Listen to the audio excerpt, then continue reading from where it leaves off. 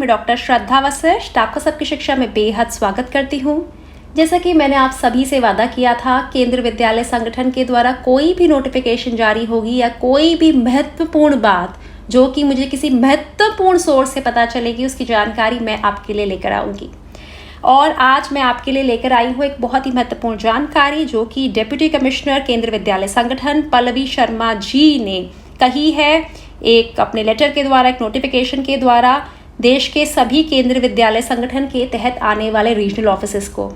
उनका कहना है इस नोटिफिकेशन में कि 29 अप्रैल को कक्षा पहली का कंप्यूटराइज ड्रॉ होने वाला है और साथ ही उन्होंने यह बात कही है कि केंद्रीय विद्यालय संगठन के वह सभी रिटायर्ड एम्प्लॉयज़ जिनके बच्चों को और पौत्र पौत्रियों को पहले कोटा दिया जाता था, जिनके बच्चों और पौत्र पौत्रियों का पहले ओवर एंड अबव एडमिशन होता था, अब उनके बच्चों की लिस्ट बनाने की ज़रूरत नहीं है, क्योंकि अब वह इस कोटे का, जो उन्हें कोटा मिलता था ओवर एंड अबव एडमिशन, अब वह उसका हिस्सा नहीं है।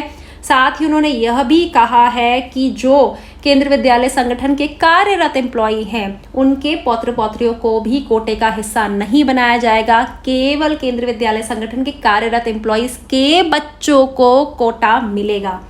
जो फिलहाल केंद्रीय विद्यालय संगठन में कर्मचारी काम कर रहे हैं, केवल उनके बच्चों को ही ओवर एंड अबव एडमिशन के तहत दाखिला मिल सकता है। बाकी जो केंद्रीय विद्यालय संगठन के एम्प्लॉयज़ को पहले कोटा मिलता था, रिटायर्ड के बच्चों को, रिटायर्ड एम्प्लॉयज़ के बच्चों को, उनके पौत्र पौत्रियों को, और जो कार्यरत एम्प्लॉयज़ हैं जो अभी काम कर रहे हैं, उनके पौत्र पौत्रियों को भी मिलता था, वह रद्द कर दिया गया है।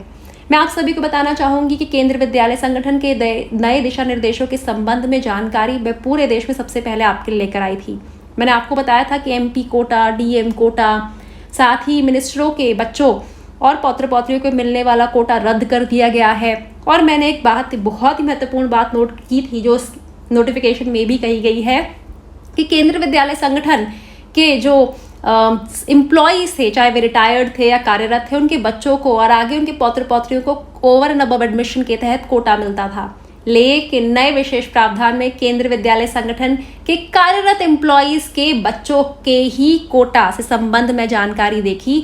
बाकी रिटायर्ड एम्प्लॉयज़ के बच्चों और पौत्र पौत्रियों को और जो अभी कार्यरत एम्प्लॉयज़ है, उनके पौत्र पौत्रियों के कोटे का कोई भी मेंशन, कोई भी जिक्र नए विशेष प्रावधान में मैंने नहीं देखा। और इस संबंध में केंद्रीय विद्यालय संगठन के डिप्टी कमिश्नर पल्लवी शर्मा जी ने नोटिफिकेशन भी जारी कर दी है कि उनकी कोई लिस्ट ना निकाली जाए विशेष प्रावधान के तहत, अब उन्हें कोटा नहीं मिलेगा।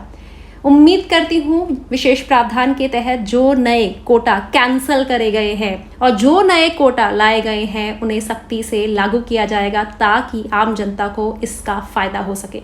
अब मुझे डॉक्टर श्रद्धा वशिष्ठ इजाजत दीजिए। नमस्कार।